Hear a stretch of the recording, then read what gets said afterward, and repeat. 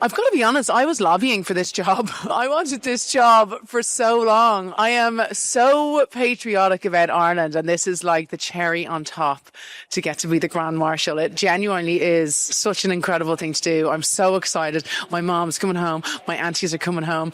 I might bring the kids, but I'm not sure because I feel like they'll be too wild on the day, and I just want to like soak the whole thing up. Such an amazing atmosphere, and I'm just really excited. Going into the festival every year was just like, it was just a massive day out. It was so much fun. But even now, like with my kids, because they don't celebrate it in the UK, but like I send them in with like all the hats and like all the mad tinsel stuff. So I've stocked up on all that. They have their St Patrick's Day jumpers and we kind of do that. And at the school, one of the Irish parents will always do a talk. I've gotten out of that talk because I'm doing this now. So this is my job this year. And if you come from Ireland, you're very like, Ireland is always home. And even though I live in the UK, Ireland is very much home. When I come back here as often like as I can with the kids, and I want them to have friends and everything over here because I want them to enjoy coming back at Easter in the summer and everything like that. And I think it just naturally, Irish people are just patriotic. We just think we're brilliant.